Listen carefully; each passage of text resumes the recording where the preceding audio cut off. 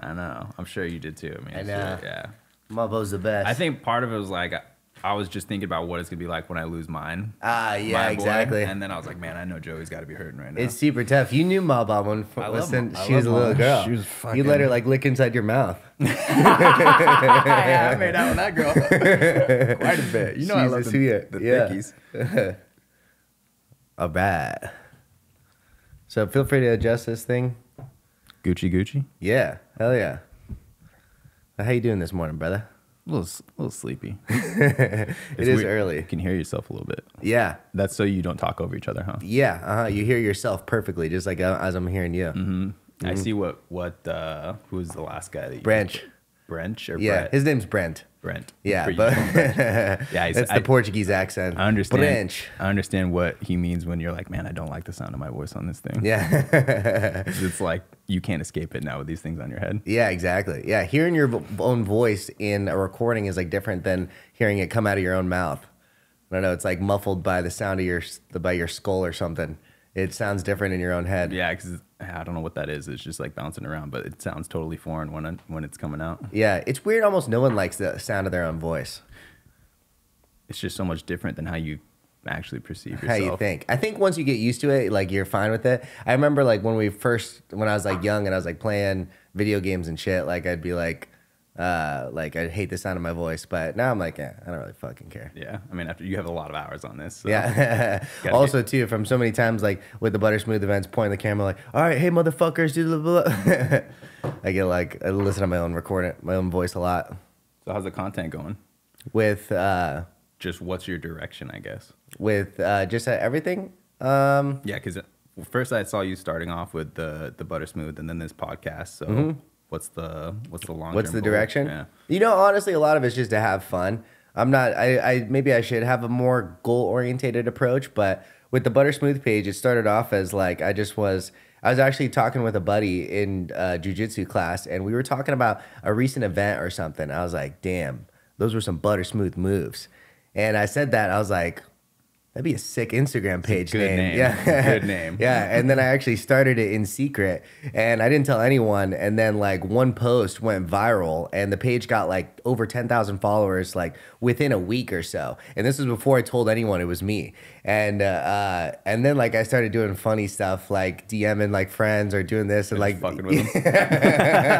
or reposting their stuff and like, I don't know who this guy is, but this is some Butter Smooth shit. And they'd reach back, oh, thank you so much, blah, blah, blah. I'm like, yo, this is Joey. And so I was doing that at first, but then obviously I told people and then, you know, just kind of been still doing the same thing, just like posting fun stuff with that. And then I started the jiu-jitsu competition kind of under the same name just because it had a lot of followers. And, you know, the jiu-jitsu goal is to grow it as big as I can and probably hopefully provide a good scene for like the Arizona no-gi jiu-jitsu scene. Seems like you're still looking for a direction for your jiu-jitsu competition. You ever think about doing like, I forget, like the quintet style event? I'd love to do that. Yeah. Get teams together. I would love to do that. The only thing is it's a bigger risk doing it that way right now. Why because if the goal is to get a bunch of teams to sign up and then I only get like one team or something, then the whole fucking tournament is like wishy-washy. You know, like every time I've done it so far, I've had 2 16-man brackets and I've had to cancel one of them. Because you just don't got enough bodies. Not enough signups. Like this last time I had 2 16-man brackets. On one of them, there was 2 signups. You know, it's like, you can't run a bracket like that. The other one, I had 8 people in it. And so I'll run it with 8 people, but even that's not ideal. But I think you crank out a couple more and people know you. You know what I mean? Yeah. So I think it'll come together. But you probably do need to get a couple more events under. Yeah. And I think part of it is figuring out like what is the best way to start as like a brand new competition. Like I have just send it, bro. That's what you're doing. I know that is what I'm doing. But like I have an ideal with the long-term goal, but actually putting it into action is like where, you know, the difficulty happens. It's like you have this idea in your head and I've got like a, you know, what I want to create out of it, but actually creating it is the more difficult part. So actually for this next one thing I'm going to do is I'm going to cap the skill level. I'm going to do it at it's going to be a purple belt tournament. So I'm going to call it Purple Rain. And I'm going to try to get 2 16-man purple belt brackets because I think I'll get a lot more signups than the problem with doing it all skill levels is for a no-name tournament, black belts don't really care to sign up to that. Yeah. The risk of losing to, especially I'm getting like blue belts sign up in this bracket right away. The risk to potentially losing at a blue belt tournament losing to a blue belt at a no-name tournament is they care more about that potential loss than the $1,500 I'm offering. Yeah, people don't want to lose it in August. They don't want to lose it fucking butter smooth 2 events. Exactly, yeah. So they'll send it at like the ADCCs or those type of really prestigious tournaments. but in general, the more skilled athlete you get, the less likely they are to compete. Just in general. That makes sense. Blue belts do like every tournament. Black belts only do like the best. Yeah, exactly. Blue belts are all over the place because they just want to get that mat time. Yeah. I imagine there's a lot of like unknowns up until like 2 weeks before, just because the nature of competition, a lot of guys aren't signing up until that week of. Yeah. Well, that's part of it too. Like even when I sign up for tournaments, it'll be like the week out. The week of, yeah. I think a huge part of that is like you sign up a month early and then 2 weeks out, 3 weeks out, you get injured. And it's like, all right. Yeah. A lot of people don't want to until they know it's like this close. They're going to make it. Yeah, so I get that. And like I said, I'm the same way. But from the organizer's perspective, it makes it fucking a headache and a half. Because especially like the very first one, like, you know, it's like I've got this idea. I go out and spend all this money. Like the mats alone cost over $10,000. Like getting a venue, getting all the stuff set up, all the preparation for it. And then I'm like, what if no one signs up? Nah, I think you got a good bracket going. Yeah. I mean, both of them, the first two, have turned out really, really sick. But it seems like leading up to it, you're doing the work because I feel like you float around all around town, and I'm sure every time you drop into another gym, you're selling that competition and you're letting people know what's up and what's coming. For sure. Yeah, I'm trying to tell people about it. I'm dropping off my flyers in different locations.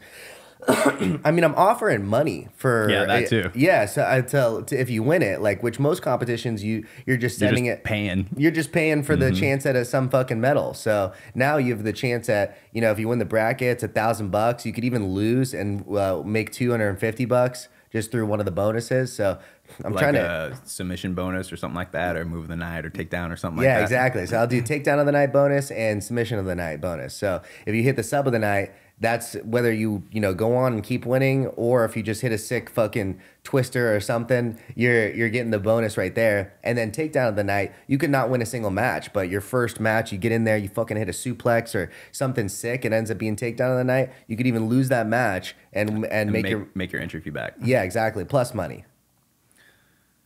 I think you could get a quintet style going, but they're like 5-man teams. Maybe you'd have to bring it down to like 3 or something. But for me, watching competitions, that's like more exciting than the individual matches. But probably that's because I'm more of a casual hobbyist. No, quintets are really fun. It's a fun style. Much fun. If it was 3, I'd have to call it the triplet or something. Oh, yeah. Quintet is like 5. Mm-hmm. Yeah, quintet style. Quintet style. Yeah, I would be down to do that. I do like the quintet style a lot too. I competed in a quintet style one at a purple belt competition, and I had a ton of fun doing it. Yeah, it's like you get a certain, like your whole team has to make up a certain weight limit, and just however you want to fill out those bodies. Yeah, that's how it goes. Exactly. Yeah, and then you like run based off like who you think your team is. You have a number 1 spot through number 5 spot. So you got the person, probably you want strong to lead with, maybe get a sub or something. Because how the quintet style works, it's either submission or double DQ. Yeah. So if nothing happens, both you guys are out. Mm-hmm. Yeah. So you want your first guy to fucking ragdoll that first guy and have some energy left over to make these other guys tired. Exactly. So the rest of the team can carry it through. Yeah. Ideal actually game plan for that. I mean, barring like outside of just one guy submitting a bunch of people, if you could sub one person, double DQ, if everyone on your team does that, then you win. Yeah. Because you're taking 2 people out for your 1. And then just roll with it. Yeah. I do like the quintet style a lot though.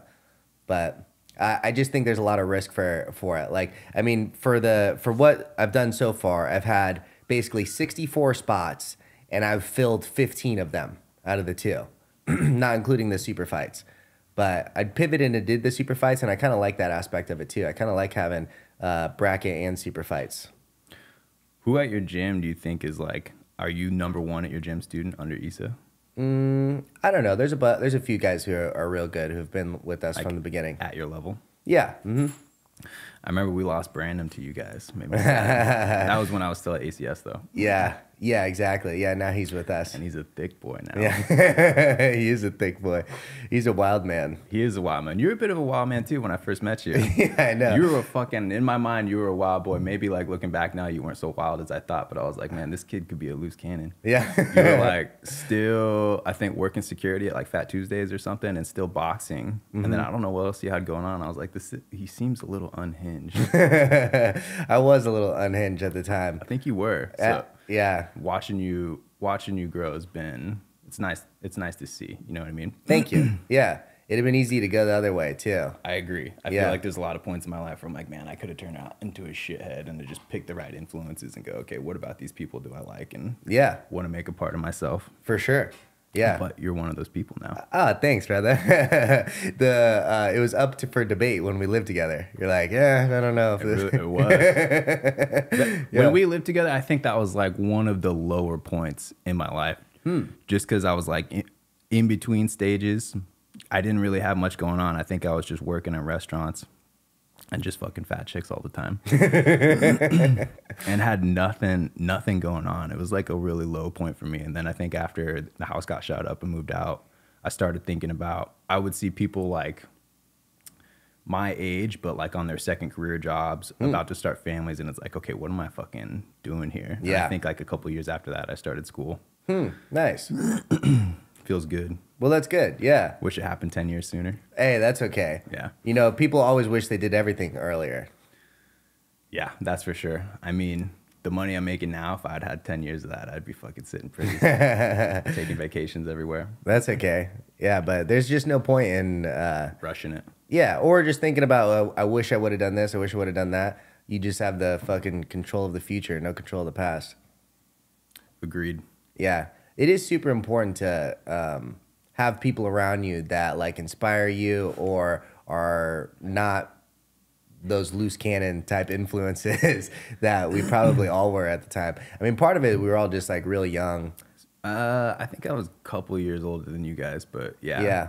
Young, lacked good influences, and really had no clue what I want to be doing. Even when I started school, I was like, man, I don't know what I'm going to do with this. I remember 2008 and meeting a bunch of people who had just got their degrees and could not fucking find work because there was just nothing going on at the time when the economy crashed. So going into school is like, I just got to pick something that I know is going to fucking get me a job. And even if it doesn't pay, if it pays the same as bartending, that's all fine with me as long as it's more rewarding work than what I was doing. And what year did you get back into school? Like 26, I think I went back to community college. 2016? At 26, so that would have been 2016. Oh, okay. Yeah. And started just taking classes like one or two and didn't really go full tilt until like a year and a half later when I was about to be at university. And then once I hit ASU, I was like, all right, gonna double down on myself. I have to actually pull out loans now and I got to see this shit through because I can't take on this debt and not make something from it. For no reason. Yeah. And so what did you go to school for? You're like an architect now? I got a civil engineering degree. Oh, nice. That's which sick. is wild because growing up, I was a dog shit student. Wasn't good at math. Didn't really, just like chasing fat girls around. That's really been the one constant in my whole life. But yeah, I started taking classes at the community college and was just acing these math classes because in my mind, it's like, all right, if I can do the math, I can do any of this other bullshit. And so just really focused on that. And I was like, I'm just going to pursue engineering until I find a class that I'm not smart enough and can't pass it. And then that just never happened. And once the degree was coming up, I was like, holy shit, this is about to be real. Wow, nice. So feels good now. Well, awesome. Good for you. So what do you do with that? Do you like work for the city for civil engineering, or you can work for like a civil engineering company? I didn't go into design. I went to the construction side because really it's like there's design, which is the engineers, and then the other side of it is the guys who fucking execute and get it all built. Okay. And so coming up on my like a year and a half out, I was trying hard for internships everywhere. Like I probably submitted 200 applications before I got an internship. And it was just harder because when I started submitting those, I was coming from community college and I was working and I didn't have my resume just wasn't pretty yet, right? Yeah. So the first people to give me an internship were these folks out of Tempe called Truesdale. and it was project engineering. And when I submitted the application, I didn't even know what the fuck that was. But the reality is, it's just like I'm document control at first for the guys who are actually going to build.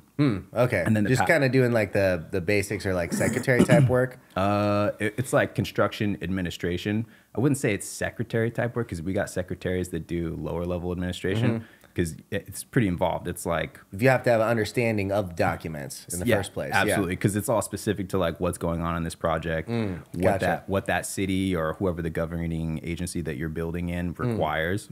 Okay, and so a lot of it is just going through and making sure like, okay, anything that gets installed on that project needs to get reviewed and approved by their engineers. So that's a lot of what I would do. If there's questions that come up like the plans are incomplete or there's some kind of discrepancy that doesn't make sense, we issue RFIs.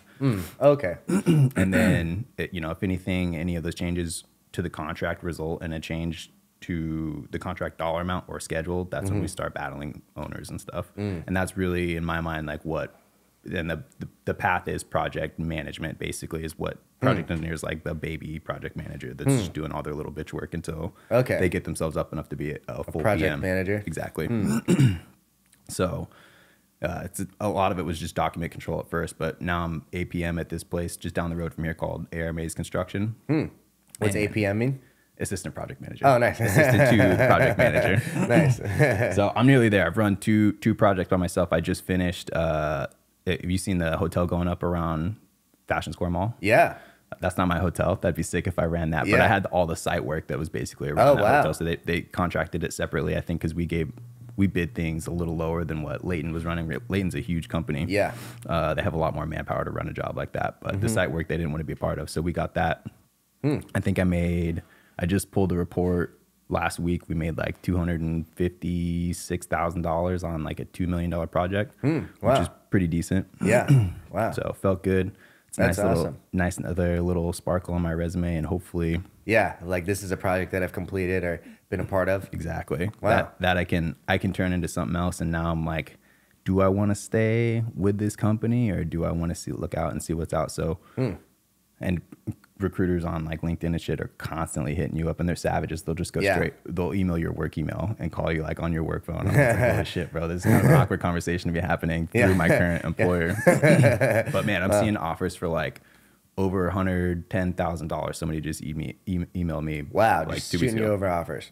Yeah, and I'm like, holy shit, that's more money than I ever thought I would make in my life. The money I'm making now is not bad, but I'm not quite at 100K yet. So I'm like starting to feel myself and my interests get pulled other directions. Yeah, that's my understanding of like the best way to move through like corporate ladders is actually not, at least in today's climate, it used to be maybe like start at one company young and work your way up. But now it seems to be like jump ship. Jump.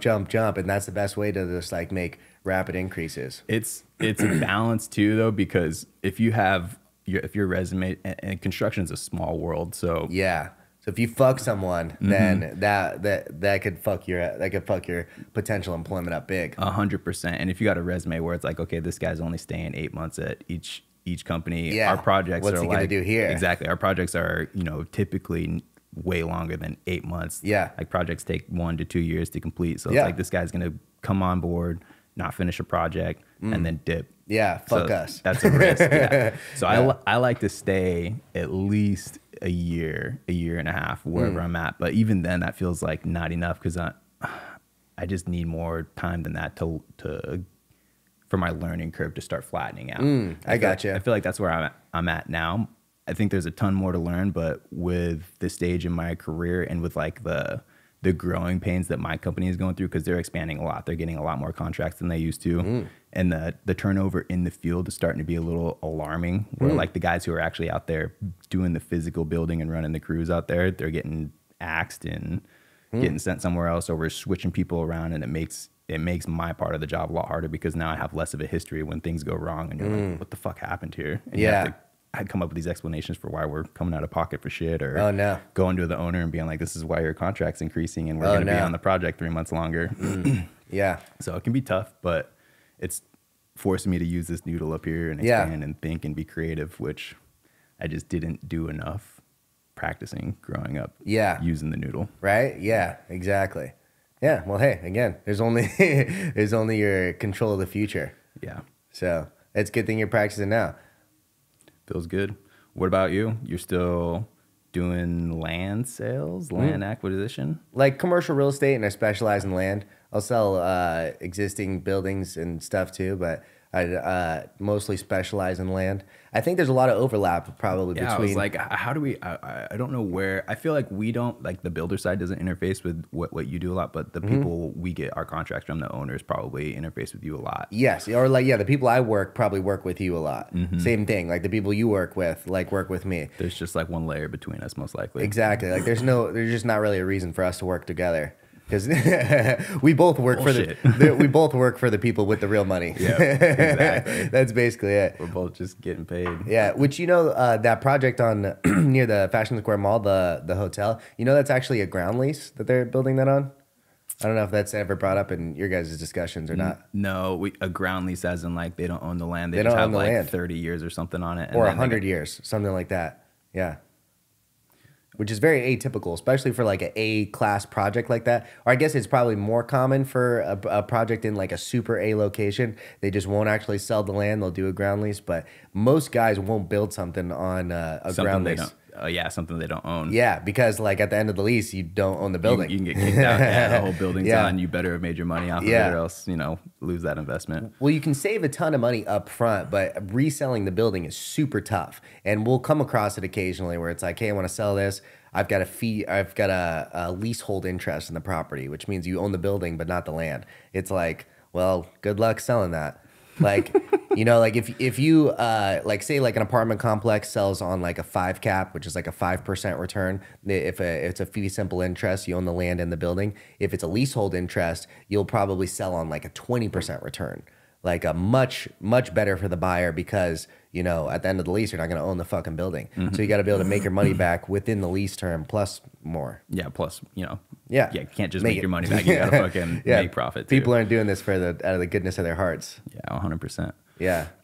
You seem to have a lot of autonomy in your work, which I'm super jealous of. Oh yeah. I think I've heard you mention you really just want to be like the end goal is to work for yourself. Yeah, well, I mean, technically I work for myself right now. Like I kind of pick and choose who I work for. So I'm working for buyers and sellers is who I do. I don't have like a boss that tells me to show up or anything like that. I mostly cold call people if like they own something or I see they've recently bought something, and like in the case if they own something, I ask if they're willing to sell it. There's like a whole different kind of list of questions that I run through, like if they have any plans with the property that I'm calling on. If not, is there any other properties they're looking to sell? If not, are they looking to buy anything? And so you kind of like run through 3 points with a seller. But like buyers, it's a little bit easier. It's like, hey, you just bought this, or you're looking for something like that.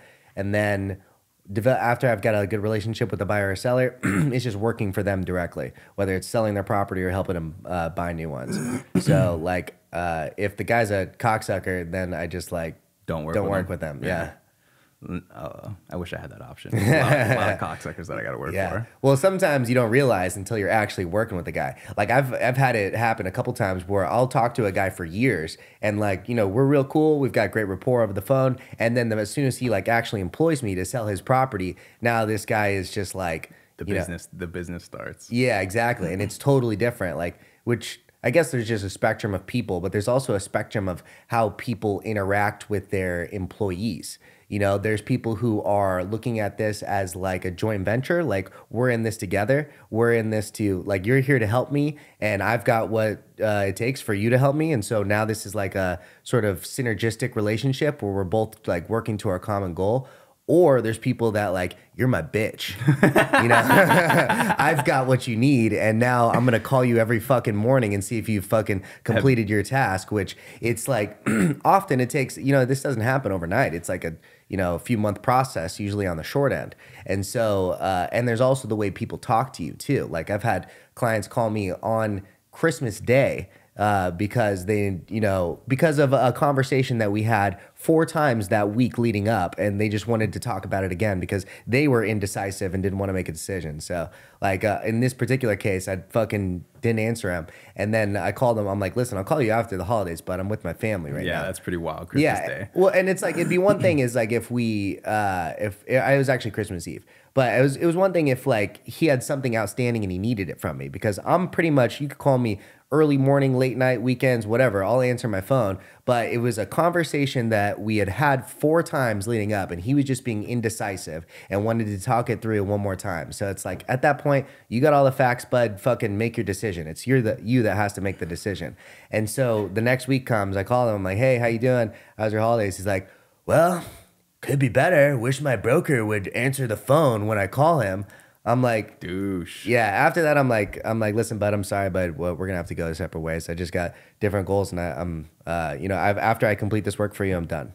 And that was it. Yeah, 100%. If the business is miserable and you got a lot of freedom in who you get to do business with, yeah, axe them. Yeah, exactly. It's like, fuck you, bud. But it feels good to be at that point though, because I'm sure for a while it's like, all right, I got to work for these assholes. Yeah. It's like working for whoever. Yeah. It's like because when you start, you're just trying to develop relationships, develop clientele. And what's crazy too is like the more you need it, the less it comes. And the less you need it, the more it comes. Yeah. Like people, when they know you need it, they're like more cocksuckers. And like when you're like, hey, bud, I'm sorry, I've, got plenty of business without you. They're like, oh, please, though.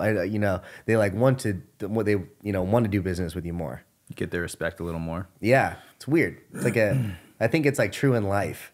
It's almost like when you're like looking for a girl, like the more you're looking, like the less it happens. And then that desperation is stinky. Yeah, exactly. Far out. It is. Exactly. You can smell it.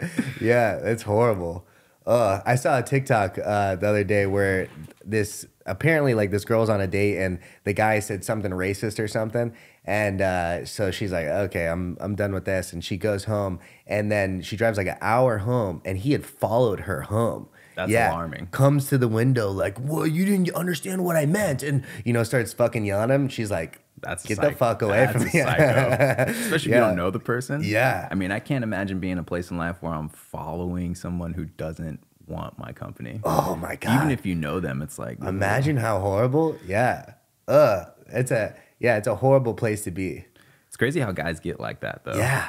I mean, some girls too, but it's really a guy thing. It's a guy thing much more than girls. I mean, girls will get crazy, but that's usually like post relationship. Like you've had a whole relationship and you don't want to be with them. Like guys will just like, see a girl working the cashier at a supermarket. And then all of a sudden they need groceries every day. Yeah.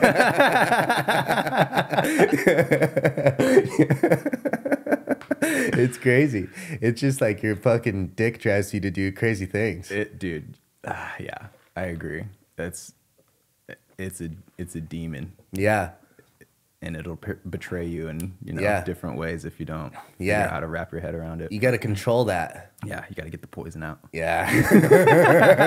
That's it. Yeah. You got to unload the gun before you walk out. Seriously. Walk out of the house. Getting that poison out fucking help you think a lot clearer. You know what it's interesting is because that is like so much like your like literal, like your nuts like driving you to do something. Like it's like sometimes you'll like nut and you'll feel totally different. Like you could be angry and then just like jerk off and you're like, whoa.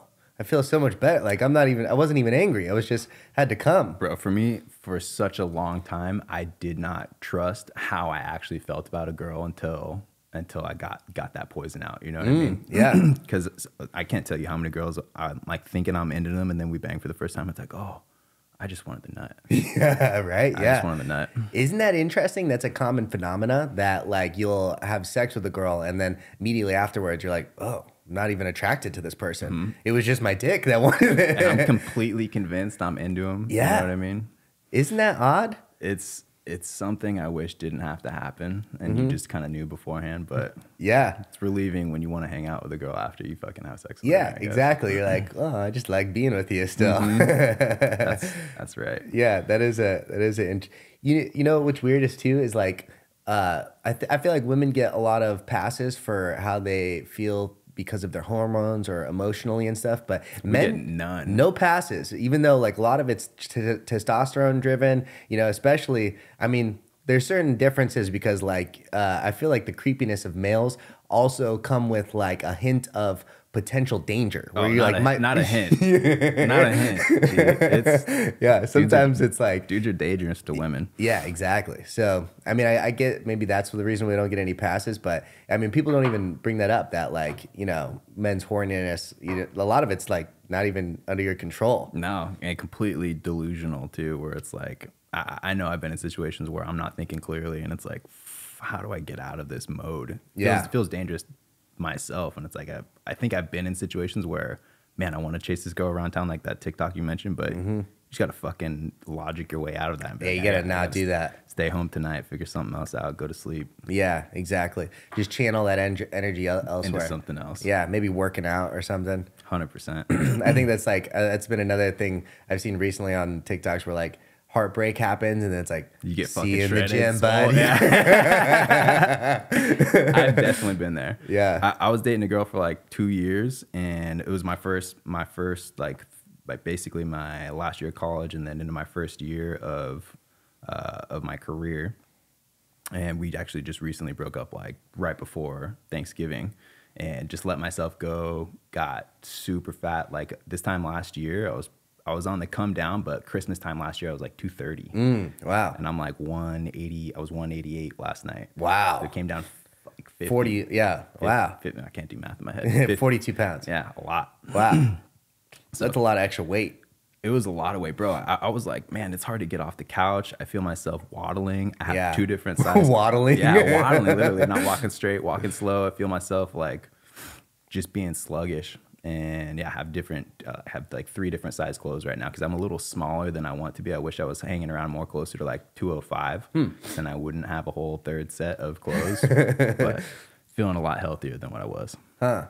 Yeah, because you can go in that upward spiral where you decide to get in the gym every day and get yoked, but it's a lot easier to fall in that downward spiral where you just like not feeling good about yourself. I'm going to eat a little In-N-Out tonight. Maybe have a couple drinks by myself. What's wrong with In-N-Out? It's nothing. It's not the best. As long as you don't do it fucking, Every day. 4 times a week. Yeah.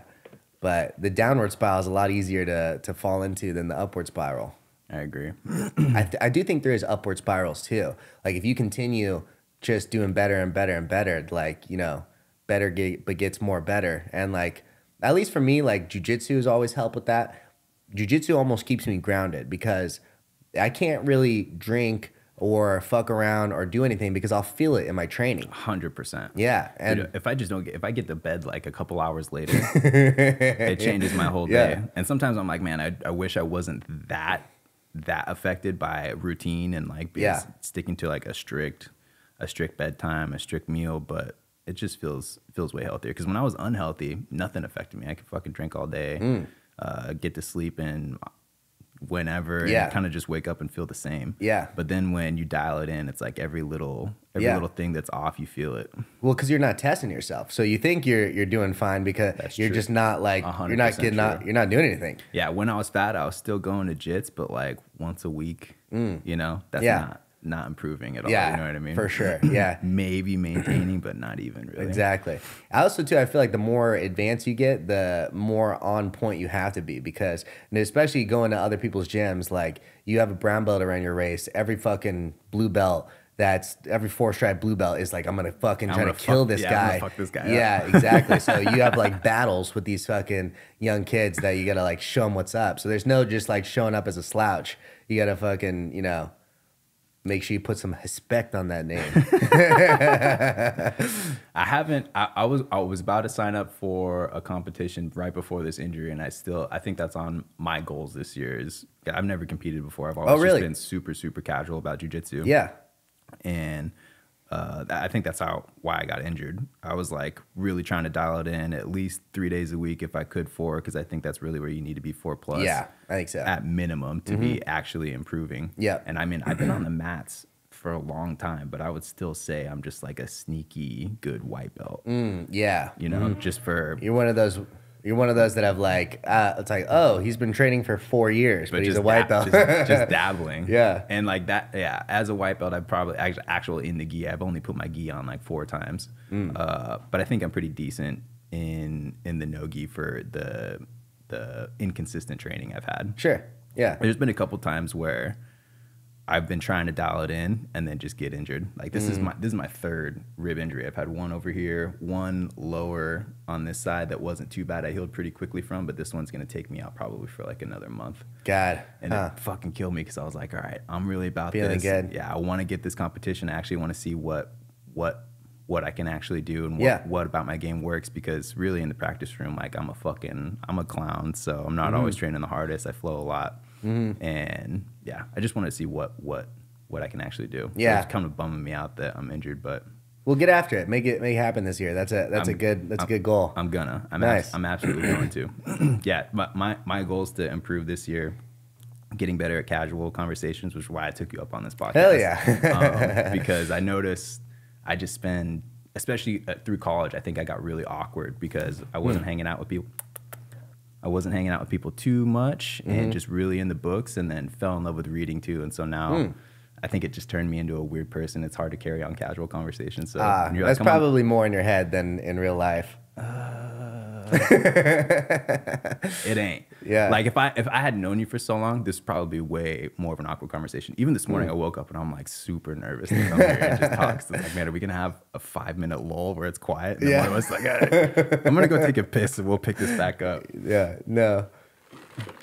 No. By the way, I gotta go take a piss. Yeah. But yeah, the getting better at conversation and just being more involved with the communities that I'm a part of. And competing. Those are the 2 things I want to work on this year. Nice. So we'll definitely make it happen. It's a totally different experience once you do it in front of people, because you can be good in the gym and feeling good against other white belts and whatnot, but like once people are watching you, it's a totally different experience. 100%. And it's like you only know what actually works, I think, and you don't know what actually works until you compete. Yeah, for sure. Because then it's like a fully resisting opponent. 100%. Yeah. Because there's a lot of things I do where I'm like, I don't think this would work if this was live and we were trying to fucking kill each other. Yeah. So I want to expose those things and then actually start to get rid of them. You know, abandon what's not real. Yeah, and don't attach so much pressure to the results of the first competition either. I do feel like there's like mat time, which like nothing replaces mat time in the gym. You'll go against a new guy and it's like they feel like they're so lost. It's like the difference is mat time. I've just had so much more time on the mat than you. And then there's also competition mat time. Like you can have tons and tons of time in the gym, but like you only compete, once a year. I've competed in a couple of years. Once you step on that competition mat, it's different. So even for me, I've probably done. I want to say at least probably. You compete all the time. Yeah, I want to say over my whole career, the past 8 years, maybe like close to 100 tournaments, something like that. Has it been 8 years? Yeah. February 3rd is actually my 8-year anniversary, so we're a couple days away. That was going to be my first competition. February 3rd? Yeah, it was going to be a Naga. Oh, Naga? I think I'm going to do that one. Just for the mat time. I hear a lot of people talk shit about Nagas. A lot of people talk shit about it. I don't give a fuck. I'm going to collect another belt, baby. I've got like 4 belts. Another katana? Yeah. No, the katana's for the kids, surprisingly. They give the swords to the kids. That's alarming. Yeah. Right? Isn't that interesting? I don't want my kids rolling around with a sword. Yeah, adults beginner and medium skill level get medals, and adults expert get the belts. So I've got a few belts. I made like a video after the last one of like, it was like over the McGregor audio. I was like, I need that second belt. Like ooh, that looks good.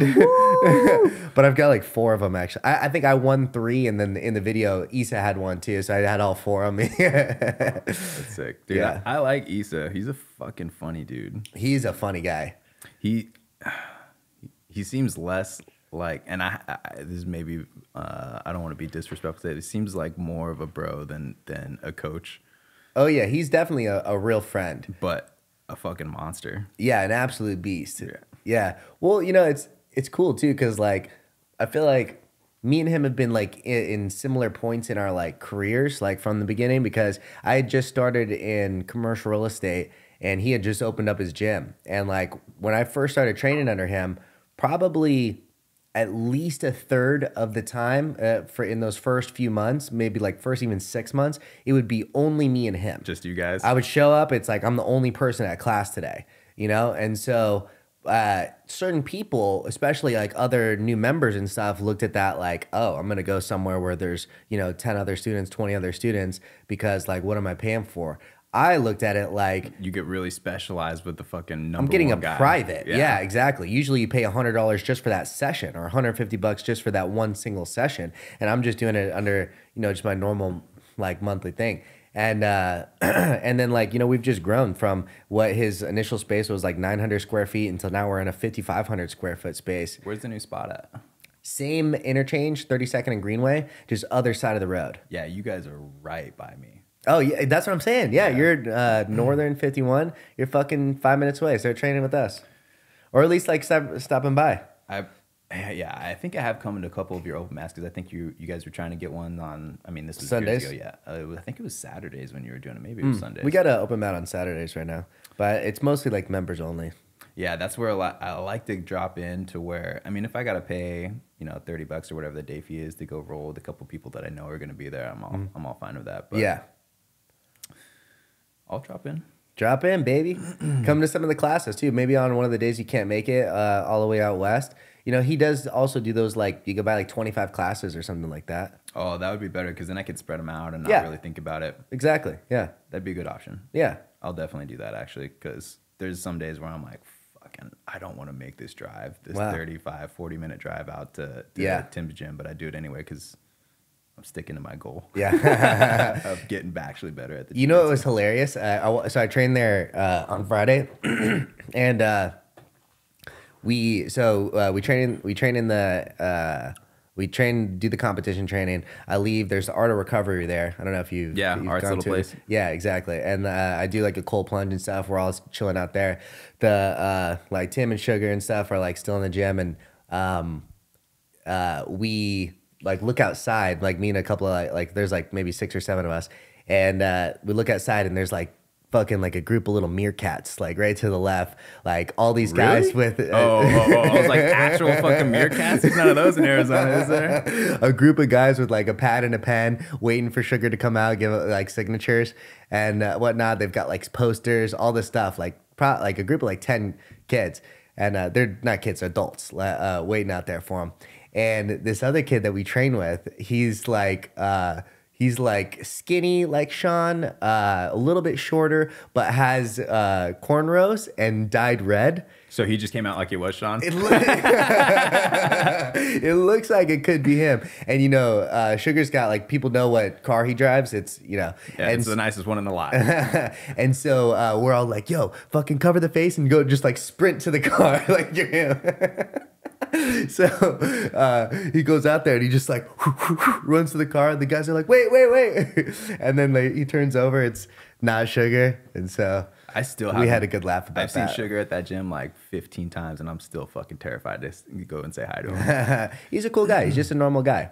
He is a normal guy. But still, man, I just feel like he gets it so much I don't want to be bothering him. Especially when I first came onto that gym. It was like a couple months before he got the belt. I think it was like maybe even before the Jan fight. Okay. But man, it was a different energy when he got that belt. I remember coming in the Monday after and fucking that gym was packed. Yes. He was taking pictures with everybody, but I was just brand new there, so I was like, I don't want to bother this guy. But now, looking back at it, I should have just fucking gone. That's what he was there for. Yeah, was he gets it. Interact with the community. For sure, yeah. He gets it. Yeah, Sugar's what kind of turned me on to Tim in that gym, but it was really Tim that sucked me in on his content. He's like he's not gonna fucking split the atom, you know what I mean? But in terms of obviously he's good at jiu-jitsu, but just how he lives life and how he interacts with his community and how he treats his body, and the recovery and just being healthy, and I feel like that's what sucked me into that gym. I liked ACS when I was at Arizona Combat Sports, but I didn't really embed myself in that community. And I just felt like kind of like an outsider, even though I'd been there for a while. And then we moved to that side of town, and just one day I was like, I may as well just go there. It's the same drive. Just take a chance. Just a different direction. Nice. 100%. Yeah, I like that gym a lot. I like Tim a lot too. Yeah. He's a real cool guy. I agree. He's really zen. Is one thing I would use to describe him. Just real calm in his content, in his breakdowns, and everything. He's very just like calm. And one thing I thought was super interesting, if you watch the fight against Aljo, first round on all judges' scorecards, he lost. Like first round, it wasn't horrible, but didn't really go his way. Agreed. I think the goal of the first round was don't get taken down. I think so too. You know what I Yeah, mean? it was. And so obviously a 5-round fight. I'm not saying like anything about that, but you know, that was it. That's just what happened. They go to the stool. Tim comes up to him and he's like, "We're here. We're on the stool. We're in the ring right now.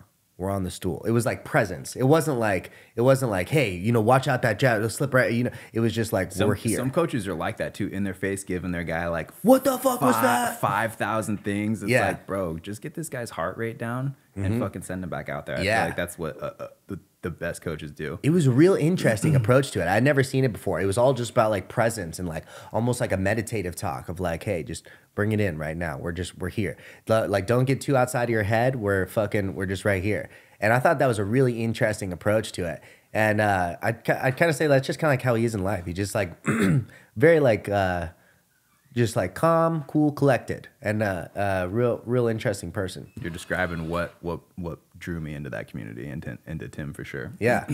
Right? Yeah, it's cool. You know, one else thing I'd say about that community is like they've got a real winner's mentality in the room.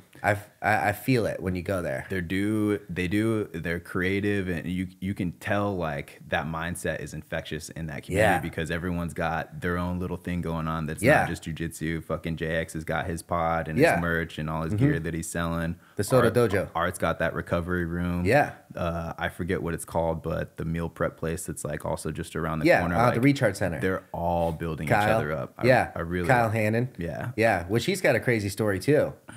What is it? Kyle? I haven't met him. I feel like I met Jack something, who I also see in there. I don't know if he actually works there. Yeah, maybe he works there as well. Yeah.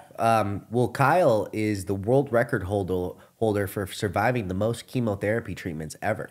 Oh, I actually have seen that on YouTube. Yeah. I didn't know that was the same dude. Yeah, he's got, I want to say it's either 256 or 356 treatments that he's been through. Jesus. Yeah, he currently has 70 tumors in his body right now, in his like neck and lymph nodes, and has been battling it for over 10 years. And dude, one of just like the sweetest people you'd ever meet in your life. Just like you talk to him and it's just like, I don't know, like I get pissed off because like I didn't, you know, I maybe got an hour too much or not enough sleep, and I'm like pissed off for the day. He comes over, like we do a podcast together. He had over 100-degree fever for over 3 months consecutively. Yeah, and he's just like an absolute sweetheart, man. Like, and it gave me like perspective of like, dude, you gotta fucking, you know, just see what you're working with and, you know, be appreciative. Yeah, have a better perspective on what your problems actually are. Yeah, I asked him if he had that mentality maybe before, and he said probably not. He thinks he was like more pissed off before, and maybe just going through this, he's like, death will, you know, put it in your face of what's important in life. And another thing too, because his body is so weak a lot of times, it's extremely sensitive to his emotions. So he's like, I've got amazing kids. They're beautiful kids, but sometimes they piss me off, you know? And he's like, I'll get pissed off and I'll get physically sick. So if my mood goes into a negative or depressive or angry state, Really could be detrimental to his physically health. sick. Yeah, not just, you know, mentally. He'll wake up, you know, with, you know, more fever or whatever the next day. And so I'm like, that's a really interesting thing. I'm curious if everyone has that sort of reactor in themselves. His is just ultra sensitive. Yeah, I mean, when your body's weak, and yeah, it makes you understand how your bad emotions can affect your physical health. Yeah. And we're feeling on such a minute scale that it's almost non-existent. But Exactly. when your health is so tenable and on the fence, like, Yeah. I'm sure he has to work at it a lot harder, or chose to work at it a lot harder to keep a good attitude about things. But it makes me think too. It's like, if I get pissed off, is my physical health like declining too? I'm just like, it's not so sensitive to where like I'm bedridden the next day. But you know, because you see it in people who like in depressive states, and like you feel it too. If you're just like pissed off for a long period of time, like your whole life starts getting worse. You know, it's like I wonder if everyone everyone has that reactor or whatever inside them. His is just ultra sensitive. I think so. That's what this girl I'm dating now is real big on. Like, if we're fighting, we're not going to bed. We're gonna squash it before we go to bed. And Nice. I think you're touching on it right there. It's like, if you take that shit to bed with you, you're gonna wake up different. Yeah. You know what I mean? You're gonna wake up not you're going to carry that with you, and it's going to change your sleep, and then your sleep's going to affect how you wake up. For sure. So that's a real just healthy thing for a relationship too. Just squash it that night. Bro, she's so much smarter than me. Nice. I love it. Nice. Well, that's really good.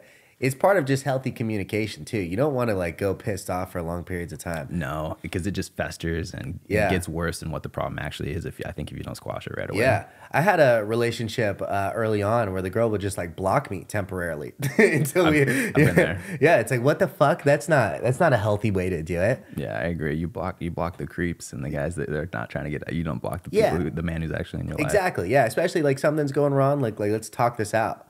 And sometimes it's tough. Sometimes like you're just angry. You don't know how to like verbalize what's been pissing you off. But 100%. Yeah, that's the other thing. It's like a good balance of like, am I ready to have the conversation yet? Yeah. Or am I going to say some shit that I don't mean, or it's going to come out wrong? Yeah, I agree. I write a lot just to like organize my thoughts before I go into an important conversation. That's really smart. It helps so much because I'm not the greatest with my words, but I internalize things a lot, and if I can just get that on paper, it's like, okay, this is what needs to happen, or this is how I'm feeling, and I start to identify why I'm feeling that way, and why I think it's gonna affect the future differently, and organizing that helps a lot. Wow, that's really smart. Anytime I actually have a notebook as well, like almost like a journal or diary, whatever you want to call it. Journal's a little less queer than diary, right? Yeah, diary. But I've had it since I was like 20 years old, and same one. Same one, yeah. You don't write a lot then, do you? Well, or it's no, just like 5,000 pages. Well, you know what it is actually, I don't want, probably not nearly as much as you, but anytime I'm extremely stressed in my life, I'll write it down, and like putting it from pen to paper helps it so much, because like you're having all this stress and you're thinking these thoughts, but you take like leaps over like sentences in your head. Like you just go from like emotion to like feeling to feeling. When you put it in paper, it forces me to like verbalize exactly what I'm feeling, exactly what I'm going through, and it's been extremely cathartic for me to like write this down. And because I have like these kind of few entries, it's a thick journal, don't get me wrong, it's probably a few hundred pages, and I've probably got, I don't know, 70 pages or something written in it, and 70 lessons. Yeah, exactly. And it's super interesting because just the process of doing it has always been very cathartic for me. But for the first time, but I never like reread it. And for the first time, like a year ago, I read through all the entries that I had previously, and it was like a fucking gift to myself, because it was so interesting looking at what 20-year-old Joey was going through and all these emotions I was feeling at the time and what I was thinking and what I was stressed about. And just looking at it now through like new eyes was so interesting, because you forget, like, especially when you feel so much emotion during the time, you'll remember the events maybe, but you won't remember the particulars. And having like this whole entry of that exact Snapchat of that moment in my life was so interesting to go through. I think that's you just touched on part of what got me journaling is like, sometimes people will bring up stories that they remember so clearly and so vividly that I was a part of, and I'll be like, bro, I barely remember that. And I think part of that was like smoking way too much weed early in my 20s. Yeah. But I just want to remember more of my life, I think. Yeah. And be more present and not stop numbing myself to things, I guess. Yeah. So not really smoking weed either. Yeah. Me as well. I smoke way less now. If it's with the boys and we're watching the fights or whatever, and somebody's got a joint rolling around, all good. But I'm not smoking every day. I'm not even smoking every week. Yeah. I think I've smoked once in the last 2 months. Nice. So it just feels way better, way more clear-headed. But on the journal thing, I think when it's all in your head, it's like you try and work through it just in your head, but you have all these competing thoughts, and it's hard to control this thing up here. But if you're just focused on getting one thought out onto the paper, it allows you to move on to the next thing and the next thing. Yeah, exactly. And I feel like for me, that's what's the most helpful. Yeah, and it forces you to actually like consolidate your thoughts into like, this is exactly what I feel. Because no bite, Jeej. Because like often like a common experience for me, anytime I'm like super stressed and like I'm feeling sad and going through it, I'll start writing it down, and I'm like, I'm just being a fucking bitch right now. Like that's what the feeling I'll get after writing it down. It's like, oh, I'm just being a fucking pussy.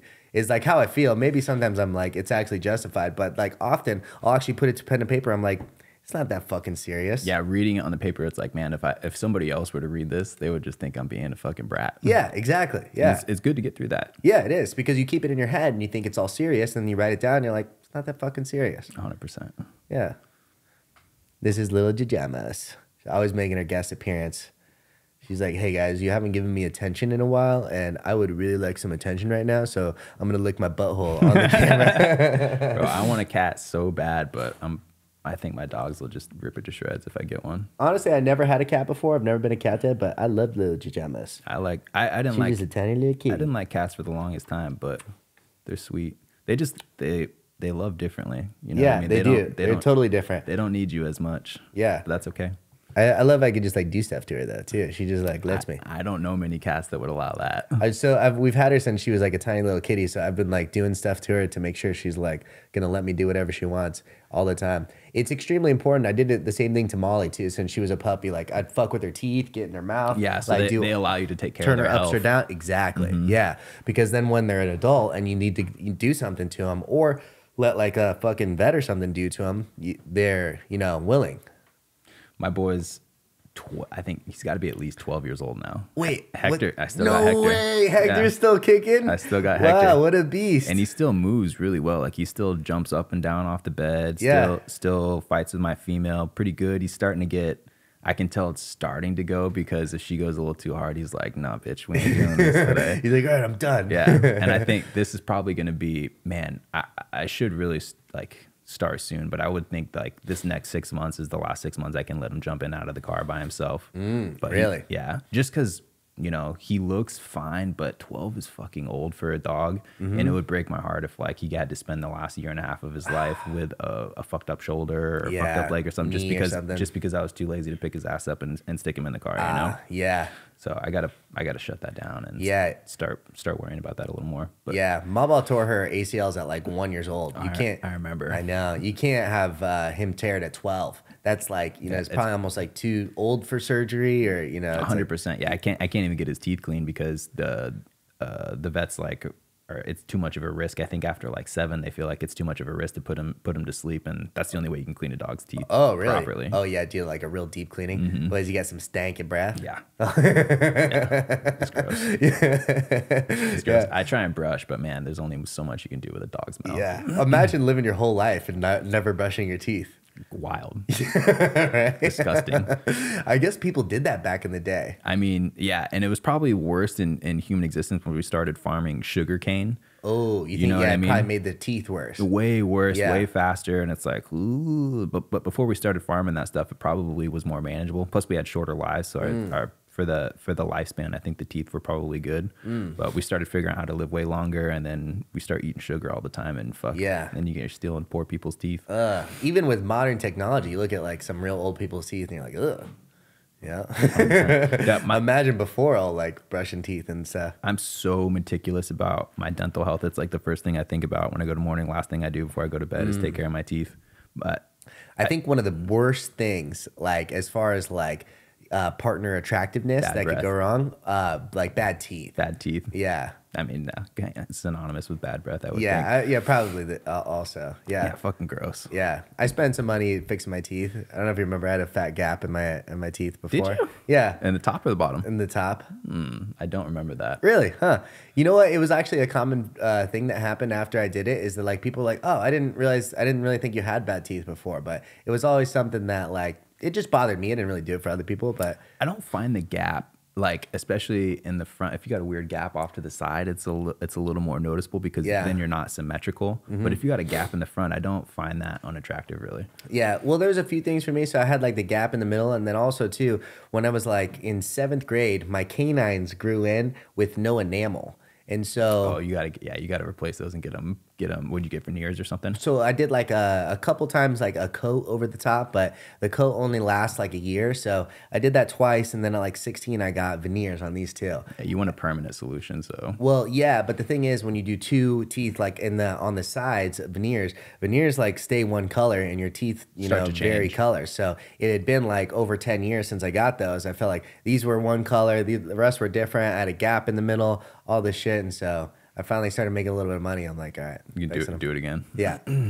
That makes sense. Yeah, I spent in my early 20s. I spent probably like $4 or $5 grand fixing my teeth up because my folks just did not teach me shit. But that was one of the things I'm really disappointed they didn't teach me is how to just fucking take care of my health and my hygiene. So I was really bad about it growing up. And I think that's why I'm like, I can't say I'm overcorrecting because I don't think you can overcorrect. You've overcorrected. Overcorrecting means you're like doing it wrong the other way. And I don't think I'm doing it wrong. No, you're not. But you're a very clean person. 100%. Even when we lived together, like I'd say you're a very clean person. Oh yeah, I remember I used to fucking beef with Sean because that stinky ass was always so dirty.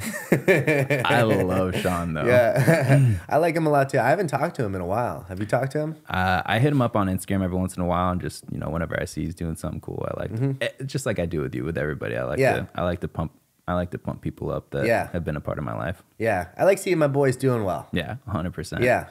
I never thought Sean was going to do poorly, though. Sean was always had something going on. Very ambitious. Yeah. From the beginning. Smart guy. Came from a good, loving family. I think he's going to have nothing but a good, happy life. Yeah, I hope so, for sure. That's all I can wish for everyone. It's interesting. When I was like 22 years old, I just started in Jiu-Jitsu.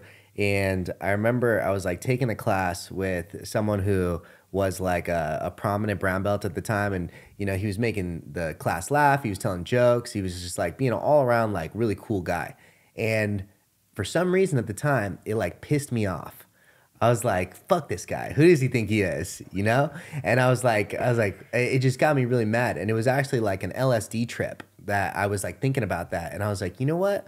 Why would I be mad at someone that somebody else is happy? Yeah, that he's doing well. I'm like, I wish that for every person.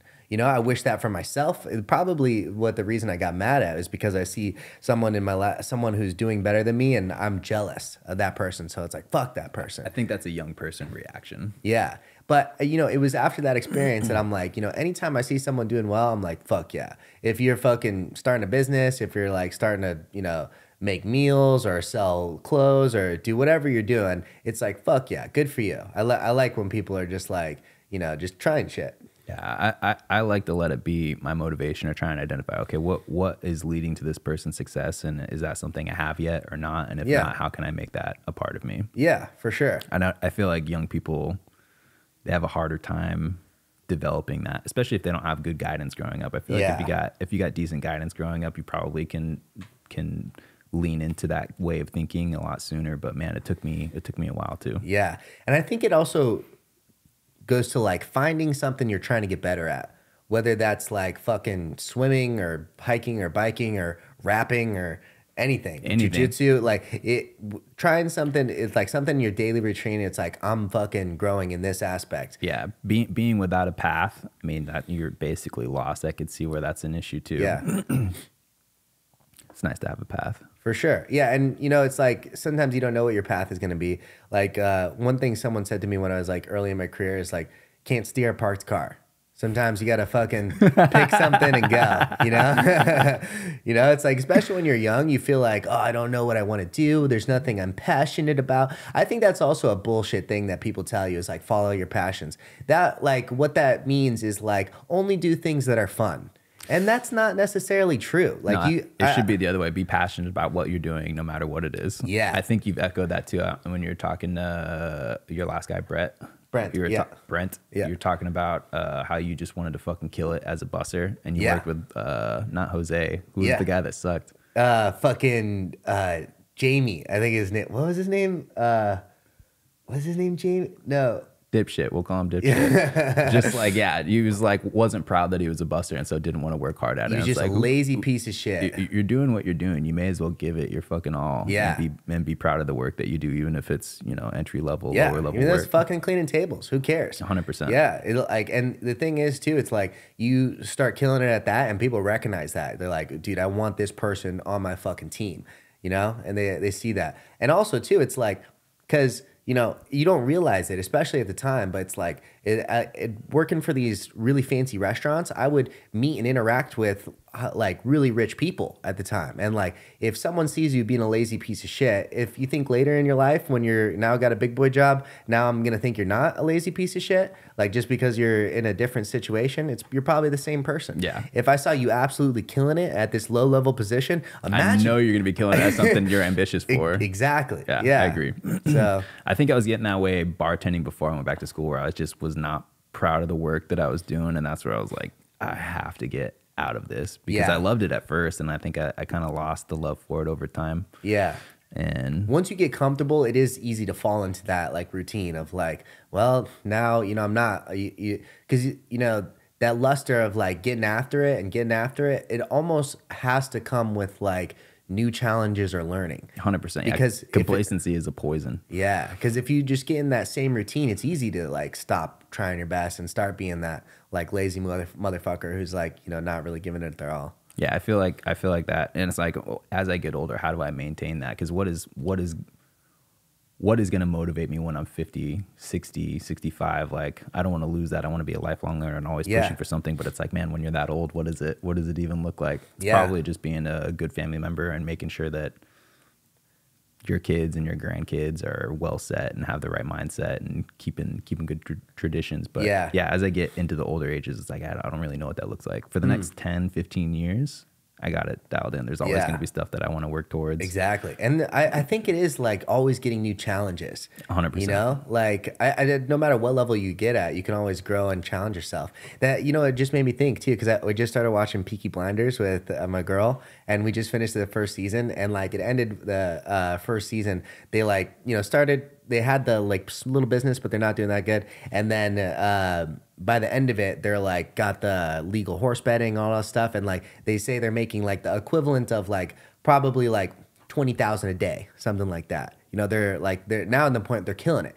And Tommy is like, now we're expanding into London. We're doing the business expansion. And one of the brothers is like, did we fucking vote on this? We're making 150 pounds a day, and we're now doing this. He's like, we're doing good. But it makes me think, it's like, if you're fucking not always like challenging yourself, you're not always growing, I think that's where you fall the other direction. It's like people reach these great accolades because of the grind and the challenge and keep going. Once you start feeling complacent, that's when things start going bad. It's like fucking, you know, Conor McGregor's like uprise, like his hunger for the top is what got him just like him in his prime was superstardom. So sick. It was. His fucking win against Eddie Alvarez for the double belt was just, woo, that looks good.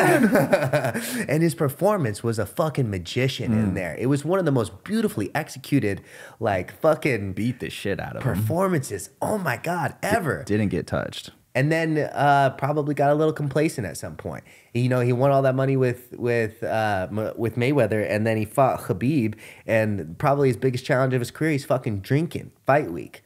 You know, that wasn't hungry up and coming McGregor. That was, and still did pretty well against Khabib comparatively to the other guys that he did pretty damn well. Yeah, exactly. Which is wild. It's like, could you have taken that from him if you taken it seriously? If you're 100% on it. But that's the thing. It's like that was 100% Conor for that time. You know, so it sucks.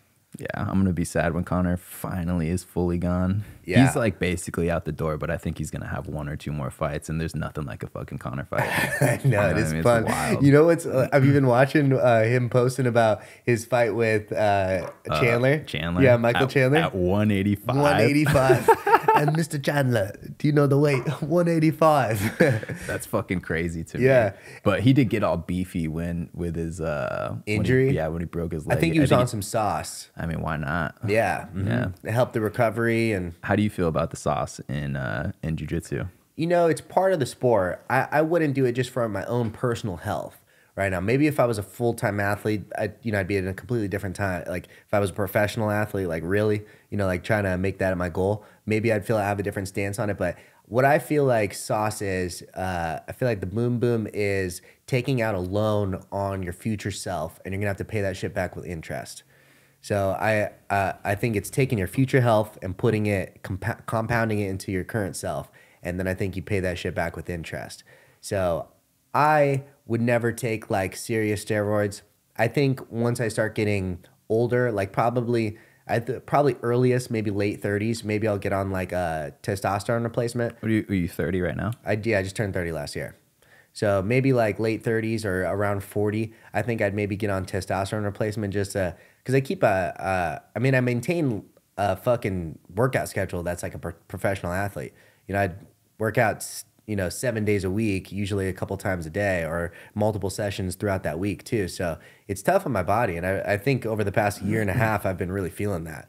And so I think to maintain this pace, and I've just recently started to really try to take an approach on maybe taking days off and stuff, or letting your body heal a little more. Yeah, or just doing like more active recovery, really like goal oriented recovery, not just like whatever. I'll do like hot yoga and stuff, and I feel like that's been really beneficial for me. I love the hot yoga. Yeah, I feel like that maybe that's where my injury came from, because I was waking up and doing yoga every Saturday morning. Nice. And I was getting massages every week. And then I started dating this girl I'm dating now. And then she's going to watch this and she's going to be like, you're blaming me for stuff again. But we were just, got sucked in by this girl. And so I kind of stopped doing the yoga thing, because we'd be out on like Friday nights and we'd be drinking until like 2 a.m. And then obviously having fun after. And I can't wake up, go straight to yoga. 9 a.m. It feels like, yoga I was doing for recovery, but if I'm not getting the sleep is more important for recovery than the yoga for sure. is. And that's kind especially of where my if you're mindset drunk was. too, drunk sleep. Like you gotta 100%. Yeah. But also, I think a big part of it was the massages. I stopped getting massages for like 5 weeks, and I feel like that's where it was. And I was starting to feel it too, leading up to the injury. It was like this shoulder's still pretty bad from wrestling in high school, and I was starting to feel like the tendons in this arm just not recovering like they were before, and then feeling like my whole body was kind of wrecked leading up to this most recent injury. So I gotta dial it in a little better. I feel like I'm just injury prone though. Like for how big I am, I got a tiny bone structure, and I feel like I just break a lot easier than what I should, or than what most people do. For you, you're a bit thicker for your size. I feel like you're more durable. Maybe you do have tiny hands for how big you are. You're a lot bigger than me, and you got tiny little hands. Yeah. So I think and that's like everywhere too. Like my wrists are small, my ankles are small. You got like a wide shoulders though, and you're like a tall frame. Tall frame. I think tall in the torso, because like I think you and I probably have the same arm length. Okay, like short little T-Rex arms, kind of short legs, but my torso is nice and long. I think that's like the ideal body structure for a swimmer. I think swimmers want long arms. I think they have more of a pull. I think Michael Phelps has like a proportionally crazy long torso. It's his wingspan is also giant. I think he's got a giant wingspan too, but like proportionally, I think his torso is huge. Hey, psycho cat. She really wants What are you doing? This bracelet. Yeah, I think a long torso is good for swimming. Maybe you're right, Joey. Get into swimming. Fuck jiu-jitsu. I swim a little bit too. I lifeguarded for like 6 years growing up, so I learned all the strokes. But yeah, swimming's nothing is fun like jiu-jitsu is. I know. Nothing's fun like fighting is in general. Yeah. I feel like. Yeah. There's also something to like, swimming. I guess there's probably like a pursuit that involves micro details and getting better and whatnot. But like jiu-jitsu, it's like you're learning ninja skills, and it's like someone will teach you a strangle, and you're like, fuck, if I just fucking keep drilling that, I'm like, I can strangle people against their will. The crazy confidence it gives you, and I feel less like after I started training, I don't. Yeah. Chill out. Heard that one. Hold on, let me just get her off there real fast. She gonna knock your samurai over? I know. She's like, what the fuck is this sword doing here? I knocked this shit down a week ago. But after I started training, it's like I don't feel like an aggressive person anymore. I just don't have that ego, I guess, or I don't feel like so challenged by people. Now I just look at it as somebody, if I'm at the bars and somebody's aggressive or bumps into me, it's just like whatever, man. Yeah. It's not a big deal to me. Yeah. I think a lot of that does come from like insecurity when people are like, and what's weird is like, I think just being a male, like everyone has this like natural unearned bravado that they think that if shit went down, I could hold myself if I needed to, because I'm a fucking man and I could fuck someone up if I needed to. But in reality, it's like, it's weird because no one has that confidence with like basketball. If you've never fucking shot a basketball in your life, you're not thinking you're going to go to play a pickup game and just be hitting threes. But it like jujitsu, or I mean, fucking fighting is just the same. It's so much technique, and if you've never practiced that technique, you're gonna fucking suck. Like throwing a punch is not natural. I've never had that bravado of thinking I could win a fight just because I lost so many growing up. Like I've never won a fight growing up, so I never really had that. But I still had like the ego of like, if somebody's disrespecting me, I feel like I need to fucking make something of it, and I just don't. That's completely eliminated from training. She just likes me, bro. Yeah. How it like materialized for me was like when I very first started training. I remember like I was a white belt, brand new beginner. I go and there's this like, so I'm not the biggest guy in the world. You know, I'm like 5'9". I typically walk around, you know, between 175, 180 ish. And there was this guy, probably 5'4", middle-aged. I'm like 22 at the time. This guy's probably close to 40. He's a 5'4", bald ginger, chubby little motherfucker. And I'm like, I'm gonna wreck this guy. It fucks you up. Yeah. I'm like, this guy's, I'm like, yeah, like if shit were gonna go down, this guy's gonna do nothing to me. He's a little fucking troll and just wipes the mat with me. He just had a purple belt around his waist, and the difference was he had more mat time than I. And he fucking wrecked me that day. And that what made me realize, I'm like, fuck.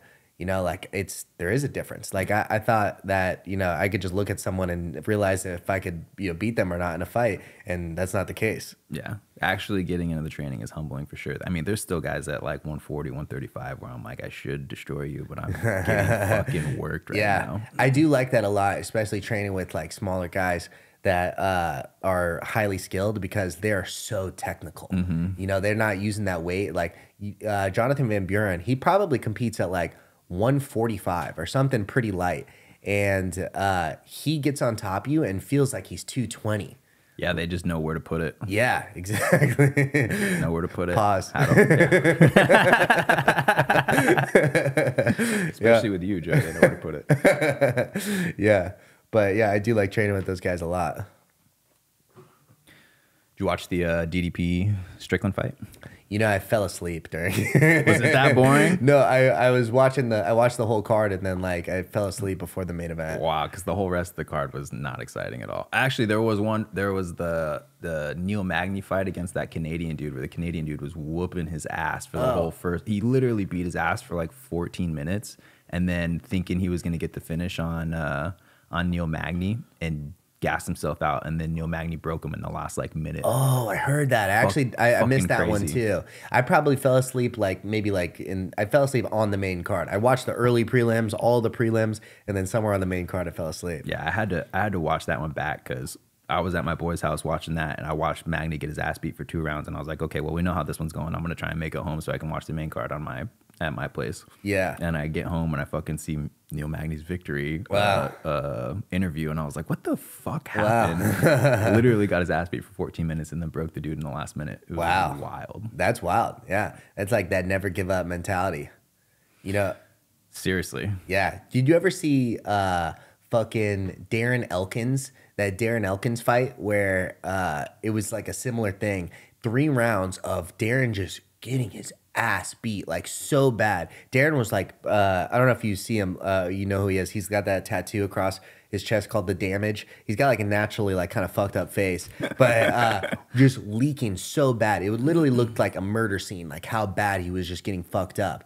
And like just first round, just getting wrecked. It was probably a 10-8. Second round, same thing, just put it to him. Not a second fucking Darren was doing anything positive. Third round, comes out beating his ass, but he's getting tired now. And all of a sudden, Darren catches him with like a liver shot or something that tires him out. And then fucking puts it on him, ends up like head kick, slumps him, completely puts him unconscious. And the fucking like primal yell that he had after. Leaking. His face looks so fucked up. And he's like crying, yelling like, just never gave up. Just had that fucking down to the end mentality through getting it like a murder. Just getting fucked up the whole time. Man, I don't think I could ever fight. That shit's too dangerous. It's crazy that those guys fall in love with it so hard. Yeah. But the damage you take in there. God. That's Not worth why, it, especially for this like similar money that I'm making now. I Yeah. sit at a desk and chill. yeah, that's why you gotta really love it, and you gotta like, and there's no half in, half out. You're either all in or don't fucking bother. 100%. Yeah, if you go into a fight and you're not like 100% confident that you're gonna kill this dude, Shouldn't be doing you're it. definitely losing. Shouldn't be doing it. Yeah, it's crazy. Full tilt for sure. Yeah, that's why jiu-jitsu's sick too, because it's like you don't risk the head damage that it does in like the striking arts. I mean, there's still like I'm still scared, bro. There's still a lot of risk in that. You don't want to fucking You get like slammed and stuff, and like there's like maybe breaking. or you get a bad break from somebody. Yeah, but most of that comes from like ego, like unwillingness to tap. Yeah. I mean, it's unlikely. It's not like, in a striking art where my goal is to kick you in the fucking head, so To cause damage. Yeah, exactly. So if you like, miss a block or something, you're getting kicked in the fucking head. Like my goal is to break your arm, but like if I get to that point, it's just checkmate. You just, tap. And if you're don't have too big of an ego where you're like, unwilling to submit, then there's really a much less risk. You kicked me in the head once. Did I? Yeah. Training? You're going for a knee bar. It was during COVID. We were training at the park. That was sick. We were doing that a lot, bringing the mats to the park. All the gyms were shut down. We're just doing park jitsu. Dude, I had to figure it out because I think I was in my first like year then, or maybe just after my first year, and then everything gets shut down. I was like, fuck, I want to keep doing this. Yeah.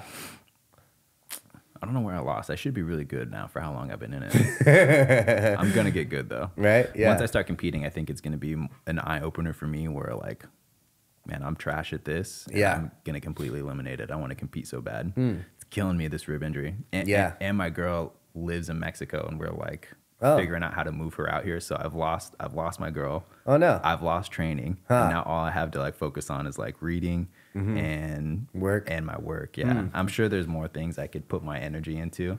Huh. Why is she living in Mexico? That's where she was born.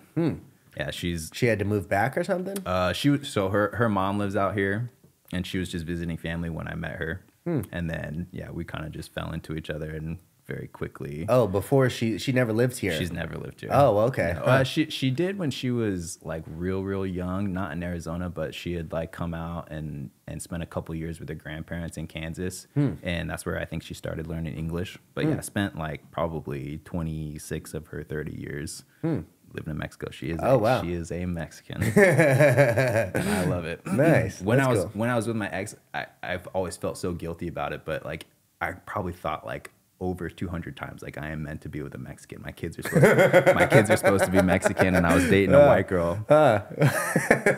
It's funny. What the hell? So is she gonna try to move out here? Yeah, we're thinking we're shooting for July, but there's just so many different variables. It's like she's also Does she got to get like citizenship? Yeah.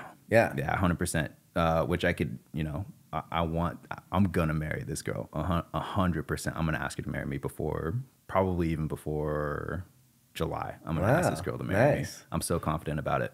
But that'll speed up the process. But really the big thing is like, she's got to find work. She got a civil engineering degree out there too, so she's a smart girl. Wow, so you guys do the same work too?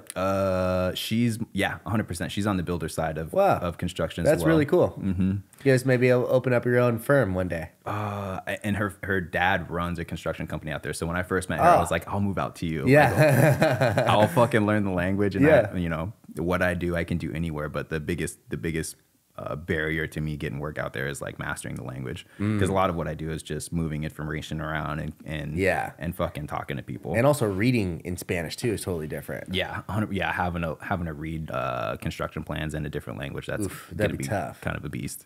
Especially when I don't know meters yet. It's hard for me to visualize what a fucking meter is. I got 3 meters. That's like 9-10 feet, something like that. So that'll be Oh, you're talking about metric system instead of feet. Okay. 100%. Yeah, wow. So they measure everything in metrics and metric system, not in like inches and feet. Exactly. Oh wow. Huh. Back to where I was though. Yeah, there's just a lot of variables like to be able to do it successfully. She's also got a 6-year-old daughter, so that dynamic of like taking her away from her father, letting her daughter figure out what she wants to do, it's it's cumbersome. You know what I mean? Yeah. There's just a lot of details. So we're going to have to flesh it out slowly. But the plan is July. It's July, and I'm so excited. It's killing me right now having her gone. Wow. Well, that's cool. So plan is July to get her here. Yep. Wow. It's coming quick. It's coming quick. Yeah. We got, Nice. she's coming back in end of February.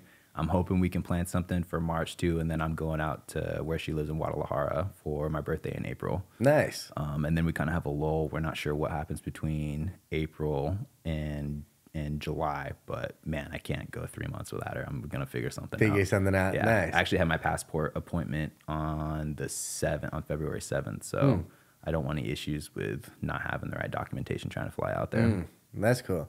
Well, that's really cool. I'm really glad you found that. I'm really happy for you. Yeah, it feels. You're a sweet guy, so I'm really glad you got that. I haven't always been a sweet guy, but definitely trying to become a better. I think the thing that really changed me internally and my personality and like wanting to be a better person is like this thought of like, what if my kids had a time machine and they could come back and see like the man I am now? Would they respect me? You know, and that's like, I think when I first had that revelation is when I was like, all right, I'm going to work on myself and be a better person. Because for a while, it's just like kind of a bitter, just more of a bitter person. And just doesn't help. If you're not willing to work on yourself, then, you know, you're not going to get better. Yeah. And lately I've been taking that one step further. It's like my kids had a time machine and they can come back and somehow read my thoughts. Because I could be better outwardly, but still have like negative things going on up in here. And like, training yourself to think more positively has been a hard thing for me. But having that like revelation of like, what if my kids came back and were able to see like how I thought? Would they respect that too? Interesting. Wow, it's an interesting thought experiment. It's been helpful. Wow, because I have like a similar drive of like trying to just become a better person, but I don't think like at all about my kids, or at least not in that way. Like I feel like my motivation more comes from like being almost like pissed off at the world. And like almost feeling like that kind of motivation wasn't sitting well in my heart for a long time. It can be motivating, but I feel like there's a better way to view it, I guess. Maybe that's probably true. But yeah. don't let me shit talk you. No, that's okay. The way you motivate yourself. Yeah, I mean, like I do feel like that's a lot. I mean, it's not like necessarily that's my choice of it, and maybe there is a choice to it, and so I should think more about that. But I do feel that's a lot where it comes from, and I feel part of it is just almost like insecurity. And feeling like I'm never good enough, and I feel like I have to like prove to the world that I can do this or I'm capable in this way.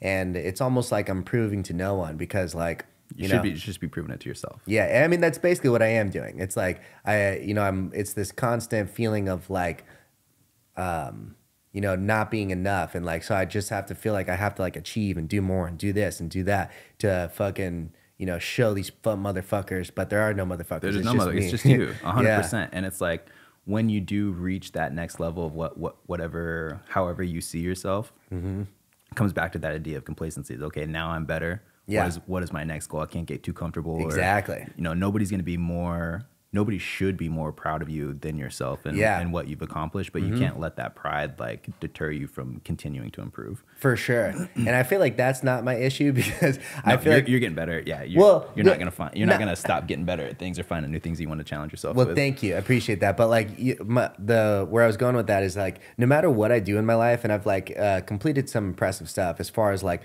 probably in my work, I've like, sold big deals and cashed big checks and stuff. And no matter what I've completed, it's like after like a month or so, it's like I don't know. It's like it's gone. Like I'm not okay. Cool. Next thing. Yeah, exactly. Like I don't feel like, and also too, it's weird, especially like in what I do. I think there's maybe like a difference in like stockbroking or something when you like. The difference there is like you pick up the phone, you hang up the phone, and you've made money. So it's a really quick thing, and I think that's why a lot of those guys are like into cocaine and like these just like the high fast life. But in real estate, it's the beginning and end happens over a lot of times years, and like in probably the quickest about a month or couple months or something. So by the time like I'm talking to someone and we've made that deal and I get paid, there's a big delayed gratification. Exactly. And so the feeling of like, fuck yeah, I did it, and getting paid is like a couple months out difference at the very quickest. And so by the time the actual check comes, it's never exciting. And that was a really weird revelation for me at some point, is that like when I make the deal, I'm peak happy. And then when I get the check, it's like, cool, it's happened. Yeah, I think things that are delayed gratification are the most rewarding things in life. Where the immediate gratification stuff it's like a roller coaster. You know? It's like cool while you're doing it, but that, you know, you're never gonna get to your 40s and be like, man, I'm so glad I rode that fucking roller coaster. You know what I mean? Yeah, for it's sure. like you get to your 40s and you're like, oh, I got that black belt. It's like that's something I'm so proud of that took years and years of grind to work and get, and that's so much more rewarding internally than something that you get right away. For sure. Yeah, it is. Yeah, it's a weird thing in life. Like, it's fucking almost impossible to stay happy or get happy. But you know what I think it is like, I don't think that is the goal, is like happiness. I think it's almost like challenge might be like the right. I'm not sure that's the journey. Yeah. It's how you are on the journey, not necessarily the result of the journey. Yeah, exactly. That's why I feel like you can't be too attached to your emotions when you're like pissed off or whether you're happy. Like not like go either too far in either direction. Because if you really like love the moment, and that was one really thing interesting I thought that I saw about like Sugar and Tim coming on Joe Rogan's podcast, because Sugar talked about, he's like, dude, leading up to fight week, you're the fucking man. Everyone wants to talk to you, and then becomes champion of the world. And then, but the thing is, you go home and he's like, I'm just in my house and fucking it's all over. You know, I'm just here now. And so it's like trying not to get too attached to the ups and the downs. Like if you get too attached to the ups, then like, you know, that's going to come with an equal, you know, reaction pulling yourself back down. Be attached to the process. Yeah, exactly. 100%. Yeah. The grind is the come up, especially. Yeah, I think that's my favorite part in life. That's my favorite story. That's my favorite thing in seeing. Like, that's why I'm such a big fan of you, because you're on your come up right now. Well, thank you. I love seeing it. Hell yeah. Hopefully I can be a part of it. I'll, you know, whenever you got your next jiu-jitsu competition, whatever you need, I would love to be a part of help making that. Absolutely. You'd definitely be a part of it. Get you a fucking shirt. You're on the BSFC staff, baby. Mm-hmm. Hell yeah. I'm not sure what value I can provide yet, but you let me know and I'll That's right. give it 100%. Plenty of stuff to do. You know what, actually? You want to be a bartender there? Sure. Fuck yeah. Yeah, it's been a long time since I bartended, but that would be fucking fun. Yeah, that'd be sick. Yeah, because I'm going to serve alcohol this next one. Do you need like any kind of special permit for that? You do, yeah. So you've already looked into it? Yes, yeah. Not shocked. Yeah, because I didn't do that for the first two. And then like, you know, right now, one thing I'm trying to do is just bridge the gap of like not losing money on these. And that's why I think there's been such a delay. Not why I think, but that's why there's been such a delay on this third one. Yeah, because I'm nervous about it. Like, this is almost like, you know, a do or die on this last one. It's like I've lost a ton of money on these first two events, and there's only so much I could lose before I'm like, well. I can't keep doing that. Yeah, exactly. It just wasn't a good idea. Can't give up your wealth for, you know, to pay these not doing it out of charity. Jiu-jitsu guys. Yeah. Not doing it out of charity. And like, don't get me wrong, I'm not doing it to make money either. I'm doing it because I want to create something sick.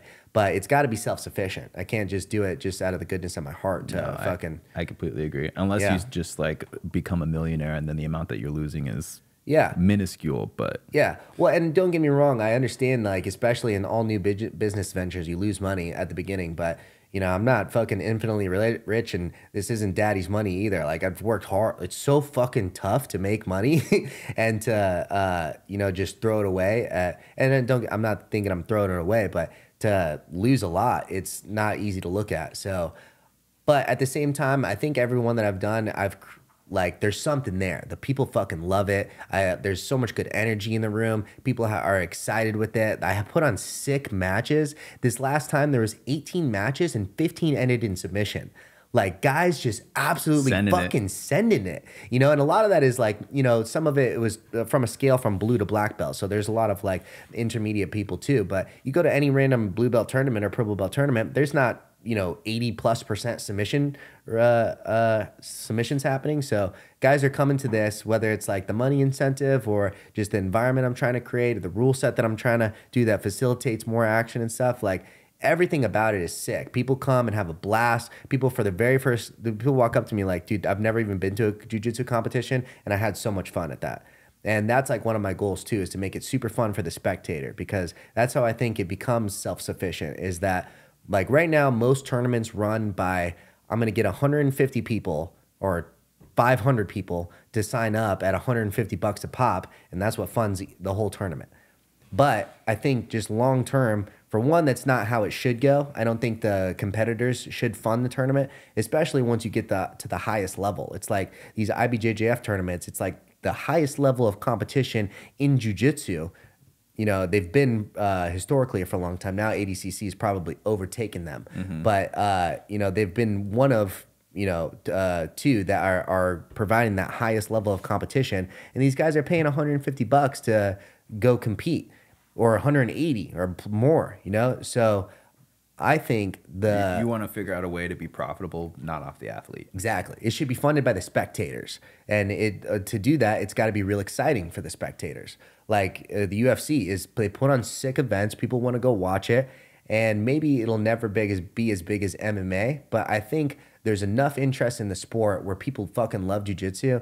And you just look at the major ADCCs. Those, you know, thousands of people come and it's sick events. I think there's potential for that in jiu-jitsu. So 100%, especially with how much the sport is growing. Because I mean, you've talked about this probably with everybody that's been on. But yeah, 10 years ago, a lot of people didn't even know what the fuck jiu-jitsu was. They didn't even know. Yeah, and so I think we're still at an infant stage in jiu-jitsu. Yeah, I think there's a lot of room for growth. But yeah, you're right. You need to figure out what is the right growth for your organization, and how can you make it profitable? Exactly. Yeah. So I'm trying to create something sick, but it's got to make money at the same time too. I would think you lost the most money right out the gate, especially with with the mats. For sure, I did. Yeah. Well, that was the thing though. Like, you know, I lost a ton of money the first one, completely expected. That was something 100% totally got it. Second one, I'm like, okay, I'll hopefully at least break even. I was like $8,000 away from breaking even. I'm like, and there's no clear idea of how to make that difference up. What's the biggest expense? Probably paying people to work the event. That, and then plus it's like $1,500 per division, and then like $500 for the super fights, and then like, you know, I've got a bunch. Paying out the athletes, you mean? Yeah, paying out the athletes. Man, you are a charity. Yeah. Well, and then like the employees too. That's like 150 to 250 per person. So like 10 people, that's like two-ish grand for the judges and refs. You mean? Yep, exactly, all that. And then, you know, pay-per-view that cost $500 for that guy. The venue was $5,000 by itself. Yeah, I was thinking it was like the venue, and venue's huge. Yeah, but a lot of the stuff I've already paid for. A lot of it's one-time expenses that I've already paid for. Mats, the bunch of those little square readers, you know, this fucking, the big thing that I do, the interviews in front of, the microphones, all this shit. Like, a lot of it's one-time expenses. So, and I've not tried to cut corners either. Like, what I'm trying to do is fucking put on I'm trying to provide a lot of value, where it's like high quality. High quality shit, where people come in and like, wow, this is fucking sick. And I think that's what I've done. But, you know, again, like, I've got a backstop to how much money I could lose. So I've got an idea for this third one, and I'm excited about it. So I'm looking to execute on my idea. But, you know, we'll see. There's a lot riding on this one. So it's which is also exciting too. You know, it's like, if I knew for sure it was going to work out, maybe it'd be less exciting. But now it's like, there's so much unknown to it, which it makes me nervous, but I don't know. Maybe it's a good feeling to have going forward to it. Yeah. Man, it's crazy you're doing it though. Yeah, thanks. Yeah, just trying to provide something sick. You know, one thing that Jay Page has brought up was that like most jiu-jitsu in Arizona, he feels like most gyms are like gi gyms, and which is interesting because like I feel the sport is moving in a no gi direction. Yeah. His theory is that because we've had mostly gi competitions here, we've, you know, naturally trend towards what the competitions are. And so I think, you know, providing a scene in Arizona of like more no-gi competition that's like, you can win money for competing. It's a sub-only rule set. Fuck the points. I think there's a lot of bullshit that goes on with that. Allows more freedom. Game in the point system. Yeah, exactly. Which, you know, my biggest problem with that is that I think that the point system doesn't always facilitate who's better at jiu-jitsu. I think that's what the goal of jiu-jitsu competition should be who's better at jiu-jitsu. And I think certain competitions, they don't necessarily facilitate that. Yeah. So Especially, yeah, I mean, the competitions are trying to make sell an exciting sport, so you can't just do fucking no time limits all the time because then you don't even know how long your tournament's going to take. Well, that too. No time limit's not good for anyone. Nobody wants to watch no time limit. No, it's not fun. So fucking boring. It sucks for the athletes, and also too, every single sport has like a fucking parameters. Yeah, exactly. Yeah, you've got to get it done within with this amount of time. So I think jiu-jitsu should be no different. I agree, man. Yeah. Well, I'm there for your next one. You don't gotta pay me. I'll Hell be there. Hell yeah, dude. You're a bartender for sure. Do you know any other bartenders that would want to do it with you? How many you need? I'm thinking probably at least 2. Yeah, I could find one more. Okay, cool. Yeah, because I think that'd be sick. Because I was like, I got to get someone who has been a bartender before. And then depends on what you want to provide. Because if you got a real simple liquor selection and you're just popping beers, that's it. You don't need somebody with a lot of experience. Exactly. You could have your girl do it. Yeah. Well, she's been a bartender before too. So you got your second already. Yeah, but she's like doing interviews and stuff. Yeah. Yeah. This last time she was like interviewing the fighters afterwards, putting her to work. Yeah. You know what's hilarious too? Tell the white belts at your gym they get a stripe if they show up and work for free. I could give out stripes too. I think that's funny. You know what's hilarious, dude? Like, she was doing interviews this last time, and like, she was like, I suggested it to her. She's like, oh my God, she like was about it from the beginning, but like, approached it with this super professional approach. She came in and it's like, so I saw you did this. Were you working on that? Was this something that you had planned for? Like, just like, watched other commentators and how they do it. See what questions they ask. Yeah, and gave like a really professional approach to it. And I was like, wow, you're fucking so good at this, so much better than I. Like, I walked up and I was like, my boy Sam Van Dong, like, he was one of the first ones. I'm like, so your opponent doesn't like Asians. How's that make you feel?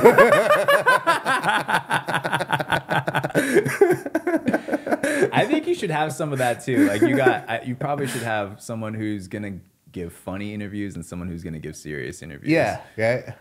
Because you need those last for the clicks for sure. Yeah, I like to pepper in a little comedy in there too. Yeah, I think it's maybe good to have both. I agree. Yeah. You guys gonna have kids? You said you're not even thinking about it, but you want a family for sure. Oh, for sure. Yeah, big one. How long do you think before you want to start cranking them out? I don't know. We'll kind of see. Probably. In the near horizon, like not too far. I don't know how specific How old is she? She just turned 28 like a week ago. You guys got some time. Yeah. For me, my girl just turned 30, so it's like clock's ticking for her. Yeah. I feel like clock's ticking for me too. I'm 34, so I don't want to wait too much longer. I still feel like I have a good like youthful energy to me, but I don't want to lose all that and then forget how to connect with my kid at a kid level. Yeah, you know for what sure. I mean? I don't want to get too old and just forget what it's like to be a child. Yeah, I've thought about that too, because I also want to be around my kids like while they're adults. Yeah, 100%. Yeah, yeah. And like if I start cranking them out now, my kid won't be 30 until I'm in my mid 60s. You know what I mean? Yeah. And I want grandkids too. I want to be present and have still a healthy mind when my grandkids are around. It's like the longer I wait, the less real that experience is going to be for me. For sure. Yeah. Yeah. I think we're just gonna like, read whatever we feel is right. I think is gonna be the time. Yeah. I'm sure she's still competing, so yeah. Competing in jiu-jitsu? Yeah. Yeah, for sure. Yeah, I mean, if you have goals in competition, you don't want to start having babies. You want to get those goals out first. Yeah, I think a bigger goal in life would be have kids than 100%. But it's like you start having them now. It's like, okay, yeah, how much more of that do you actually get to achieve once you have the kids? Especially for the women. For you, it's not. It doesn't take a toll on my body. It's not going to slow. Yeah, it's not going to slow you down as much. For the women, though, they sacrifice a lot more. They do for sure. So. Yeah. That's what funny. I think it was Bill Burr had a funny bit about that. Like, he's like, people say we're pregnant. So he's like, no, she's pregnant. He's like, I'm over here doing pull-ups, eating sushi. Like, I'm not pregnant. No, but that definitely is. I think that saying comes from just like the guy wanting to share the load. Yeah. You know what I mean? Well, and I think that's a good thing too. 100%. Yeah. I mean, you are. It's the couple who's pregnant, but it's the girl who's going through it. Yeah. Man, I want kids so bad. Me too. I want a big family. Yeah. So I go back and forth on that where I think I had this idea in my mind through my 20s that there's too many people in the world. There's not, though. There's like a shortage. Which I think is kind of silly. But yeah, I've just been on the fence about that. I want to make 2 of my own for sure, and then I have to adopt at least 1. Oh, nice. That's awesome. Yeah. That's a really cool thing. Just with how I grew up, like, you know, we talked about my life could have gone a very different direction. I could not be the person I am now, but I think it's because like I got so much help that wasn't from my family. I have to give that. I have to give that back. You know? Nice. Well, that's really cool. Yeah. My motivation like started from like when I was like 16 or so. I first went back to England. My mom was born in England, and she have an accent? No, because she moved over here when she was Young. like 10 and got made fun of it in school or something. And tamed it. Yeah, she kind of like pulled back on it. She could lay it on when she wants. But she like speaks mostly in an American accent. And and your dad's from New York. My dad's from New York. You don't have an accent at all. You sound like you grew up here. Did you grow up here? Yeah, I grew up in Arizona. Yeah. And but so she, you know, moved over here when she was 10. We went back when I was like 16, and it was her first time going back since she was like 10 or whenever. Maybe she went back as like a young adult, like around 16, 18 or something too, but had not been back since then.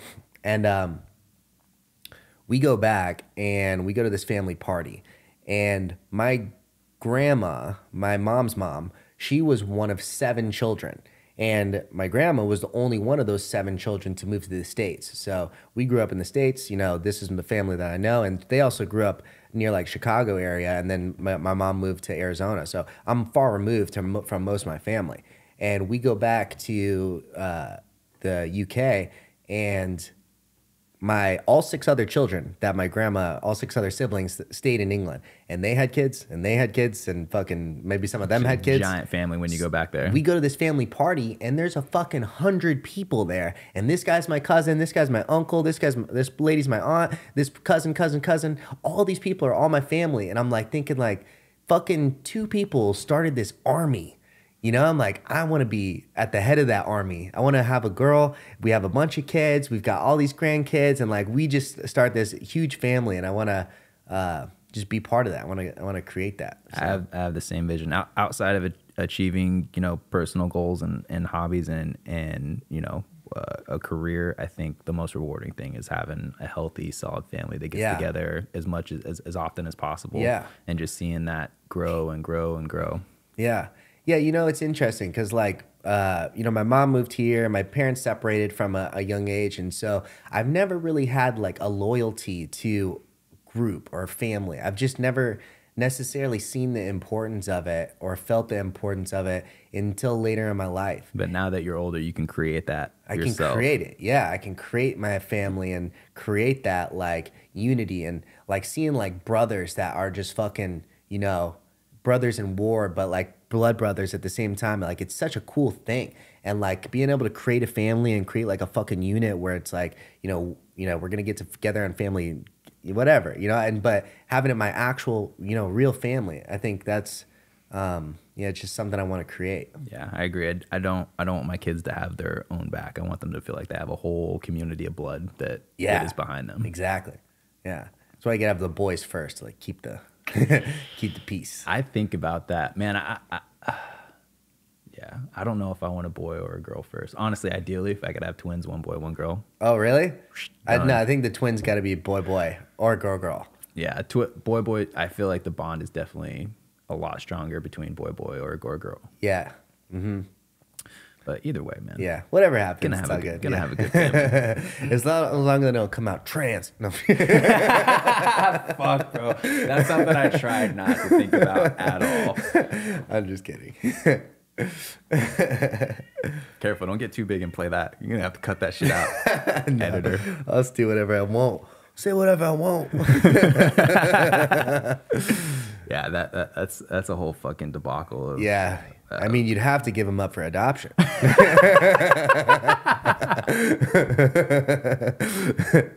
I'm just kidding.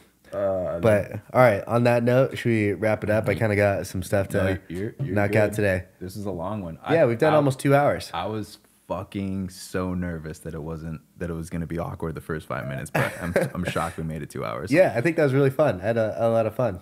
I had a blast. Awesome, brother. Well, thank you so much for coming on. Of course. All right. Us.